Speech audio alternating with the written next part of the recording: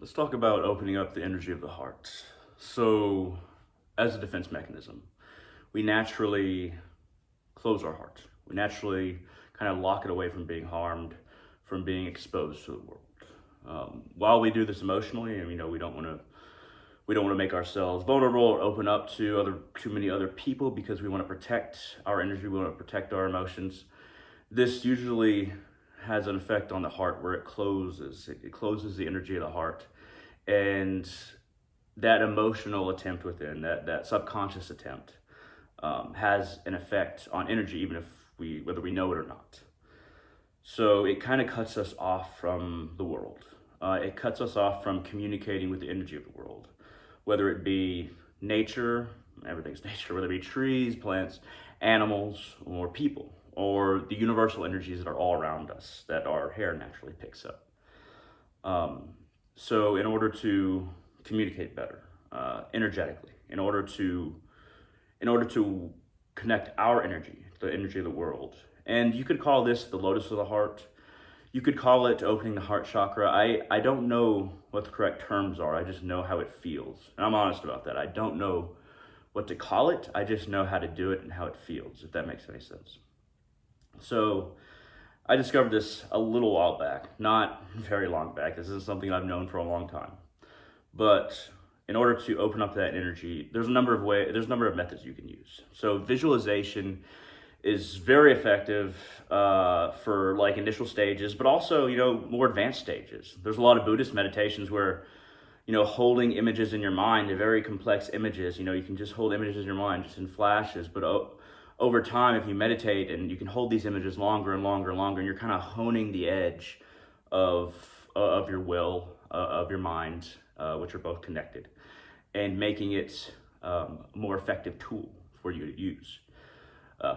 That's applicable not just to Buddhist meditation, but all kinds of meditation and energy work. But visualization is very useful. So is being able to localize and move your consciousness, move your focus throughout your body. In this case, moving your focus to your heart or like your solar plexus.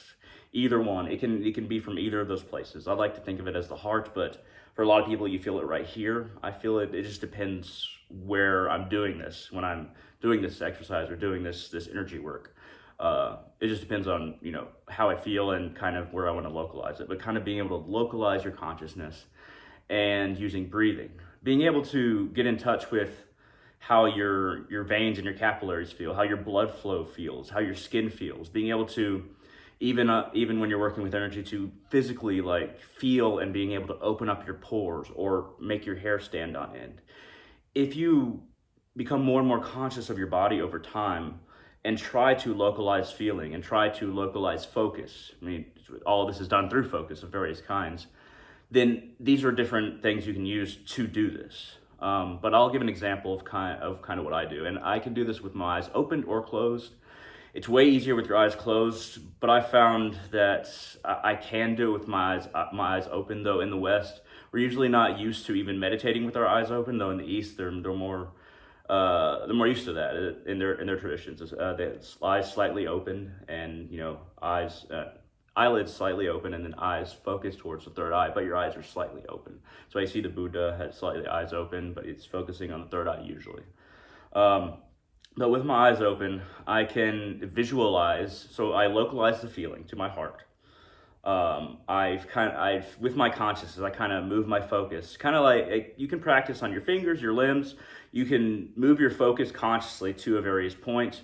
Usually not by looking at it. That usually kind of gets in the way, but try to localize your focus to a various part of your body, in this case, the heart. But you localize your focus, and in your mind's eye, though, you should feel it kind of at the center of your brain or towards the top of your crown chakra.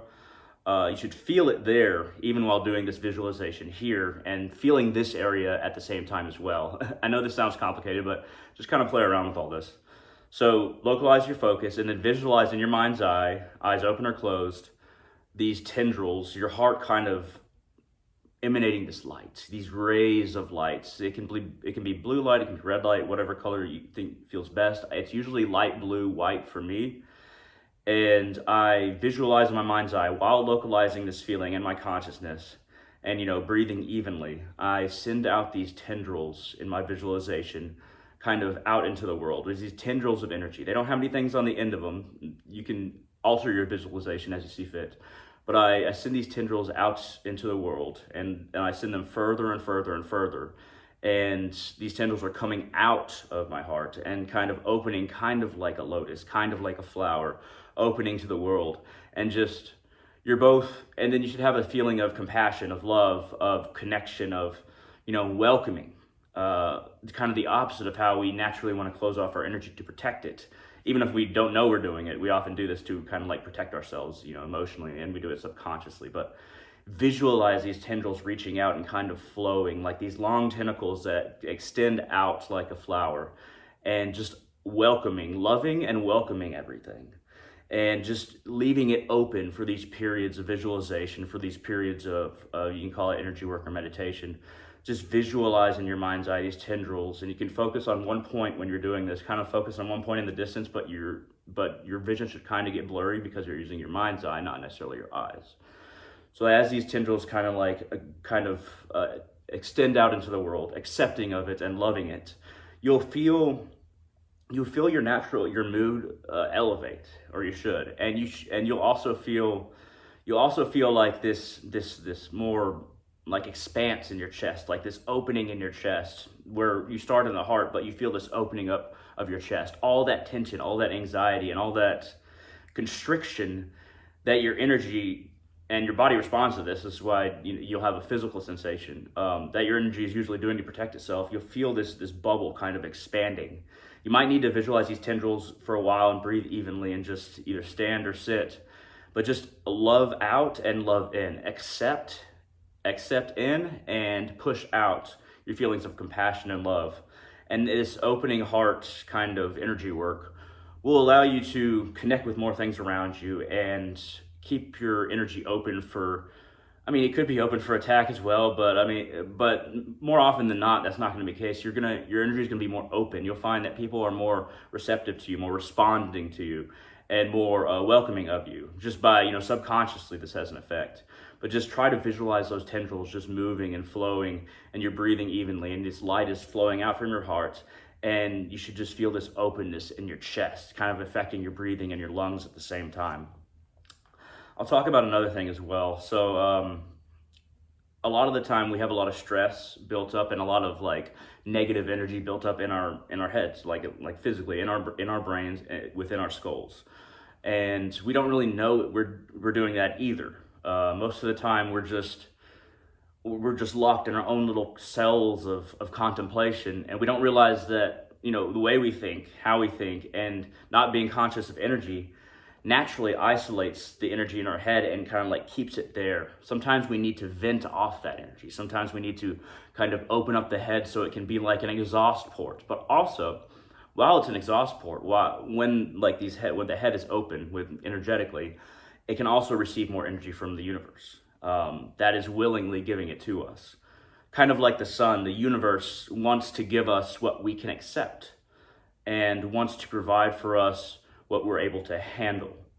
So for this, you want to focus. You will feel everything in the head in this one, but you want to focus your attention inside your skull, in your brain.